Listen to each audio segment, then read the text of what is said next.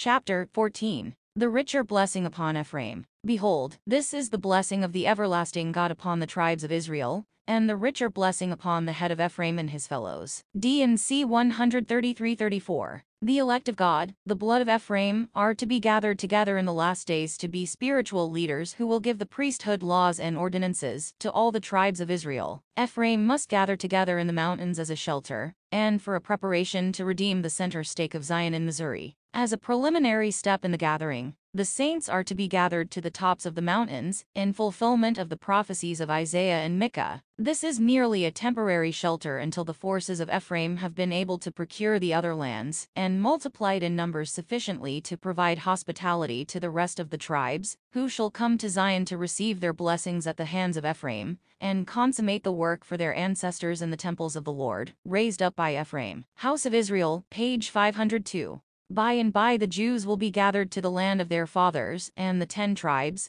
who wandered into the north, will be gathered home, and the blood of Ephraim, the second son of Joseph, who was sold into Egypt, which is to be found in every kingdom and nation under heaven, will be gathered from among the Gentiles, and the Gentiles who will receive and adhere to the principles of the gospel will be adopted and initiated into the family of Father Abraham, and Jesus will reign over his own, and Satan will reign over his own. This will be the result. Brigham Young, J.D. 1238. There are 2 central gathering places for Israel in the last days. One is in Palestine, where Judah is repossessing the land given to them by Jacob. The other gathering place is in America, with the central gathering place in Missouri. The prophecies foretelling the gathering of Israel refer to 2 peoples and 2 gathering places. Perhaps the largest body is that composed of the tribes of the northern kingdom known as Israel. This body will be gathered in 2 stages. The first stage is in process of fulfillment at the present time, the gathering of Ephraim out of the world. The fishers of men have gone forth and have made their casts, bringing in great drafts of fish during the early history of the church. Now the hunters are searching for them in the hidden places of the world, bringing them 1 of a city and 2 of a family to the valleys of Zion. All this is preparatory to the arrival of the second and much larger body, the rest of the 10 tribes. Simultaneous with the gathering to Zion is the gathering of the Jews to their homeland, Palestine. The signal for the event was the sending of the word of the gospel to the remnant of the seed of Lehi, the Indians. This missionary work was begun in 1830, and has proceeded according to the plan of the Lord, to the present time, and shall continue until those of Judah who will heed his call have gathered to renew their covenants with him once more. House of Israel, by Whitehead, page 500. Many prophecies portray the gathering of these 2 nations in the last days. The prophet Joseph Smith referred to them by saying, "The city of Zion spoken of by David in the 102nd Psalm will be built upon the land of America, and the ransomed of the Lord shall return, and come to Zion with songs and everlasting joy upon their heads." Isa 35:10. And then they will be delivered from the overflowing scourge that shall pass through the land. But Judah shall obtain deliverance at Jerusalem. See Joel 2:32. Isa 26:20-21. Jer 31:12. Psalms 1:5. Ezek 34:11, 12:13. These are testimonies that the Good Shepherd will put forth his own sheep, and lead them out from all nations where they have been scattered in a cloudy and dark day, to Zion and to Jerusalem, besides many more testimonies which might be brought. TPJS, page 17. Orson Spencer relates the beauty and the spirit that existed in Jerusalem centuries ago. It is the influence and motivation which should and will govern both of these central gathering places. The ancient Jews were taught of God to build up Jerusalem as a place of gathering, and those whose circumstances forbid them to locate there, either from political or agricultural interests, were required to visit Jerusalem at least 3 times a year,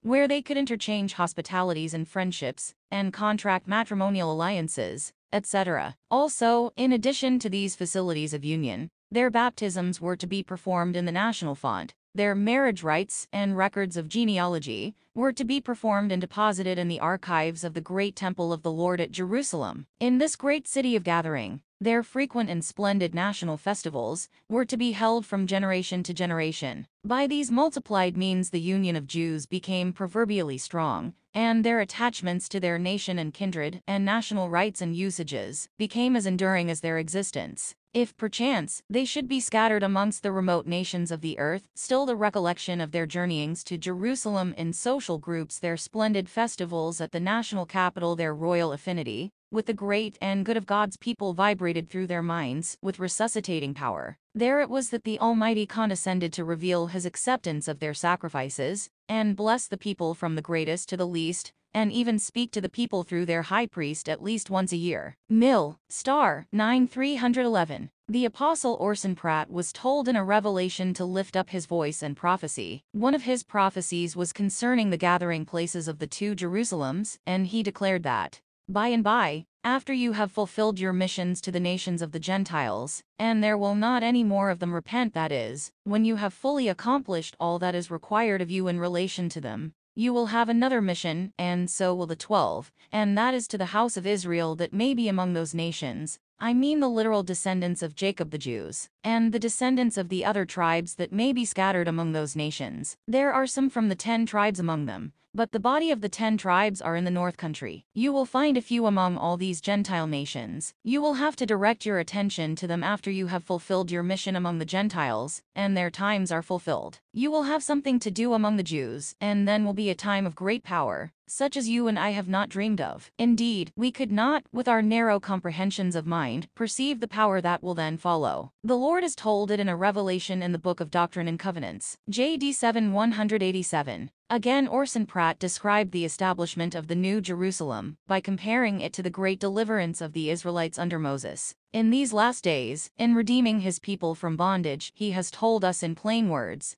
that his angels should go before us and also his presence, and as, in the deliverance of Israel in ancient times, the waters were divided and plagues went forth upon the Egyptian nation, it would not surprise me at all if there should be similar power manifested in the redemption of Zion. There may be a few individuals go to prepare the way, to purchase a little more land and get things in order, but when that is accomplished, this people as a body will return to that land, the Lord going with them. Masterful Discourses of Orson Pratt, pages 345-46. The final destruction of the wicked and the redemption of Jerusalem and the New Jerusalem will occur at nearly the same time. When the Gentiles shall have rejected the fullness of the gospel, the cup of their iniquity will be full. Then will the Lord make bare his arm in the eyes of all nations, in gathering together the dispersed of Israel from the 4 corners of the earth unto the great centers of gathering for the elect of God, namely, Zion on the western hemisphere, and Jerusalem on the eastern. Then will he pour out of his hot wrath and indignation upon those nations who have oppressed his chosen people, and trodden them underfoot for so many generations. Mill, Star 39-245. The sons of Ephraim have a different character than the other sons of Jacob. They are courageous men of valor and accomplishment. The sons of Ephraim are wild and uncultivated, unruly, ungovernable. The spirit in them is turbulent and resolute. They are the Anglo-Saxon race, and they are upon the face of the whole earth, bearing the spirit of rule and dictation, to go forth from conquering to conquer. They search wide creation and scan every nook and corner of this earth to find out what is upon and within it. I see a congregation of them before me today. No hardship will discourage these men. They will penetrate the deepest wilds, and overcome almost insurmountable difficulties to develop the treasure of the earth, to further their indomitable spirit for adventure. We are not in this region by choice, and there is no hardship that this people would not face and overcome. If there is a corner of the earth that can possibly be inhabited by mortals, the latter-day saints would venture there if they conceived it to be their duty, and overcome every obstacle, and soon make the desert waste blossom as a rose. Such an undertaking is as easy to them, comparatively speaking, as it is to go from one town to another. Brigham Young, J.D. 10-188. The blessing given to Joseph by Jacob was peculiar and much different from those given to his sons. Brigham Young interprets its meaning. When he comes to Joseph, he pronounces upon him a peculiar blessing. Joseph is a fruitful bough, even a fruitful bough by a well, whose branches run over the wall, etc. As much as to say that all the branches that descended from Joseph would not remain in one country connected with the parent tree, but they should be so fruitful and numerous, in order to fulfill the prediction uttered in the 48th chapter, as to become a multitude of nations in the midst of the earth, that they would have to leave the parent tree, and the place of their first inheritance. They would have to run over the wall, over the great wall of waters that intervened between them and this great western hemisphere. Here we get a clue to a land that was to be blessed above all other lands, a distant land from Canaan, as is expressed by the words, the utmost bound of the everlasting hills, J.D. 2-292. 1. H. Roberts gives a most unusual incident in the founding of the American nation. He portrays the destiny of America in connection with the tribe of Joseph. A prophetic incident. In the April number of the Century is a well-written and profusely illustrated article on the inauguration of Washington by Clarence Winthrop Bowen. Among the illustrations is a facsimile of the page of the Bible on which Washington laid his hand while taking the oath of office, and it is to this that I wish specially to call attention. The Century article says, Secretary Otis of the Senate held before him,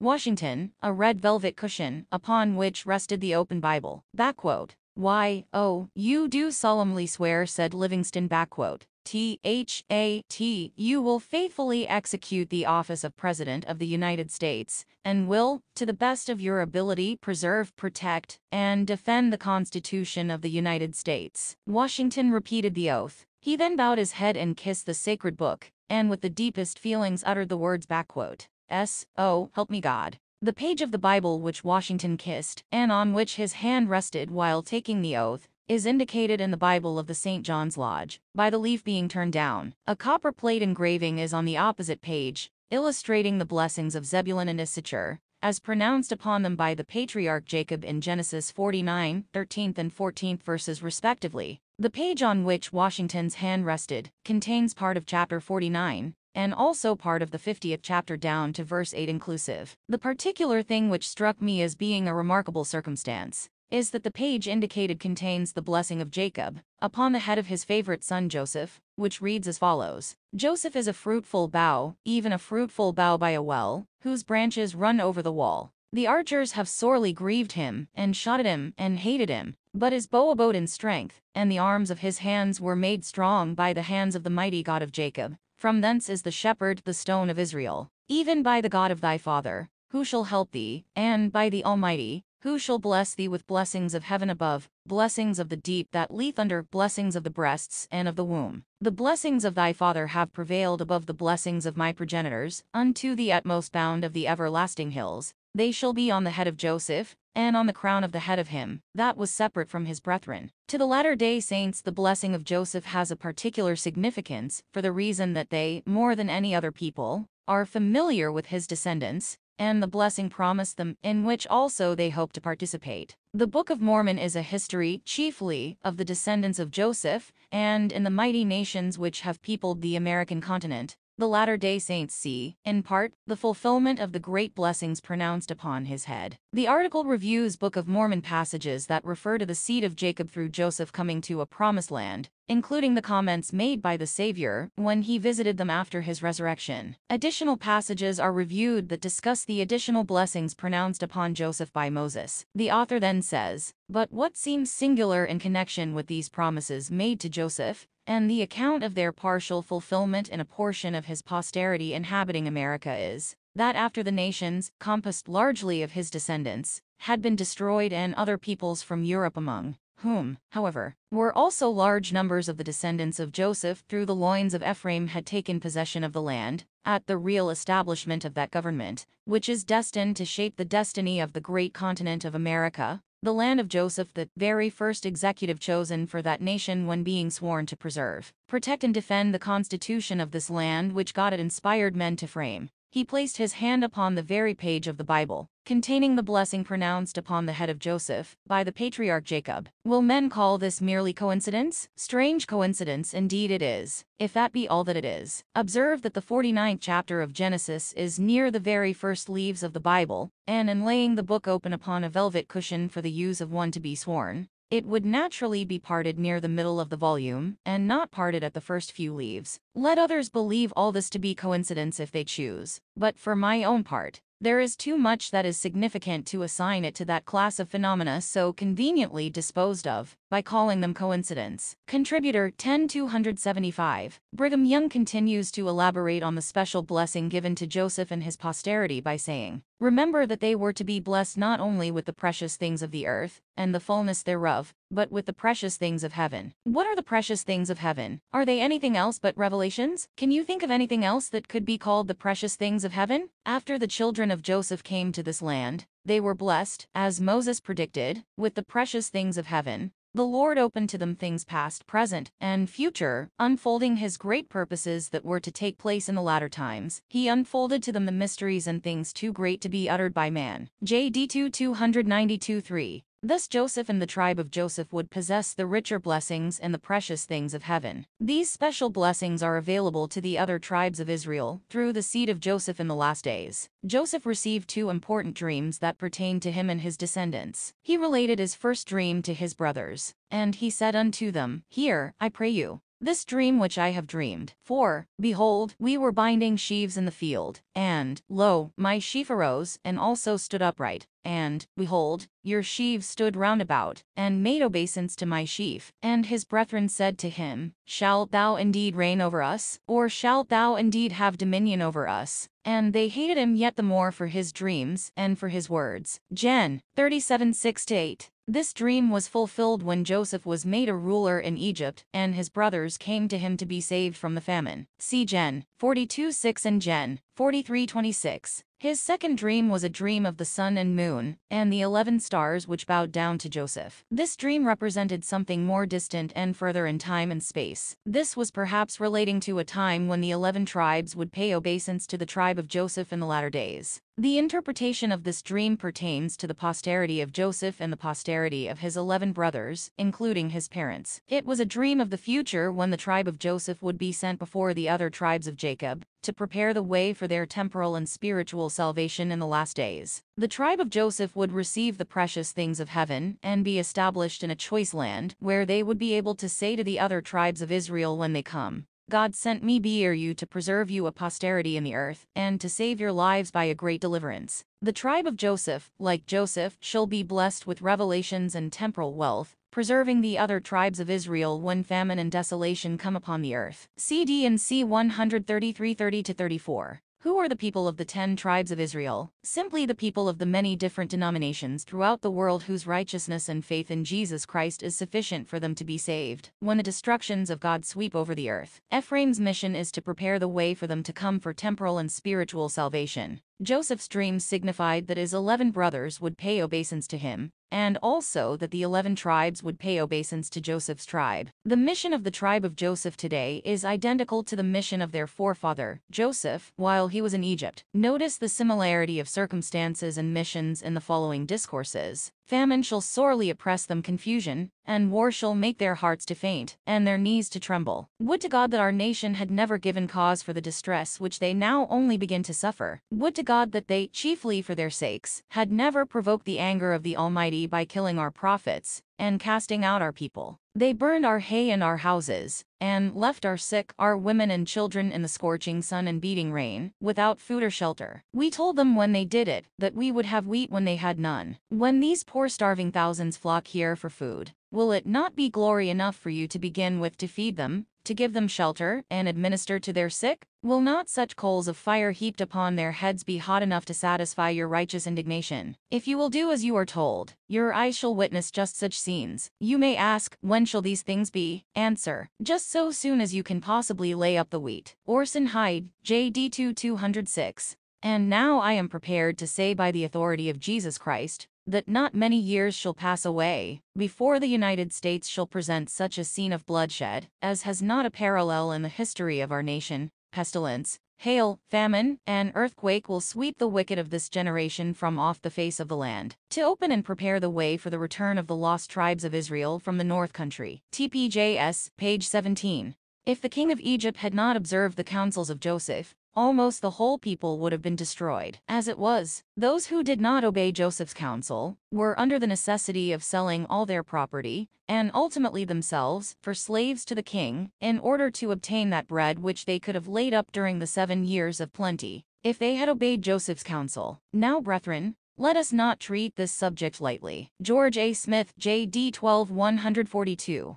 Let us go to work, every man and woman of us, and lay up our stores, and build good storehouses, and increase. If we will do this, brethren, we will have some of the finest seasons you ever saw. Our grain will increase, and we will lay a foundation for the world and the ungodly, and we will buy them for our servants. They will be glad to come and work for us for bread, and each one of us will be like Joseph in Egypt was to his father's house. They will come to us and buy grain and the good things of the world. I know that we are the people who have got to do that thing. Heber C. Kimball, J.D. 4338. This is part of our religion to lay up stores and provide for ourselves and for the surrounding country, for the day is near when they will come by thousands and by millions, with their fineries, to get a little bread. Heber C. Kimball, J.D. 5, 163. There is more salvation and security in wheat than in all the political schemes of the world, and also more power in it than in all the contending armies of the nations. Raise wheat and lay it up in store, till it will bring a good price, not dollars and cents, but kingdom, countries, peoples, tribes, and tongues. They have sold themselves for naught, and must be redeemed without money. It will take wheat to redeem them. Raise wheat and lay it up securely, and it will preach the gathering more eloquently, successfully, and extensively than all the missionaries that we can send out to sweep through the nations, with the proclamation of the judgments of God abroad in the land. Orson Hyde, J.D. 207. Those who are descendants of Joseph as the blood of Ephraim understand God's work in ministry. It is Ephraim who will prepare themselves to be saviors on Mount Zion, for the rest of the house of Israel. The mission of Ephraim, or the elect, is to gather to the tops of the mountains, and to become prepared in all things, when God's judgment will be poured out upon the nations of the earth. The tribe of Joseph must make a temporal foundation as Joseph did in Egypt, so that when the other tribes of Israel gather, they will be able to receive food as well as the ordinances of the gospel. Thus the saints not only possess the keys and responsibility for gathering the house of Israel, but they are to assist them in both temporal and spiritual blessings. The keys and responsibility of gathering rest with the elders of Israel, but today that mission is being challenged and opposed. Many of the leading elders are promoting the scattering of Israel. Those who should be the means of gathering Israel are discouraging it. Thus only those who possess enough of the Spirit of the Lord, those who are spiritually strong enough, will gather to Zion and help others to gather, thus fulfilling this monumental mission of the tribe of Joseph.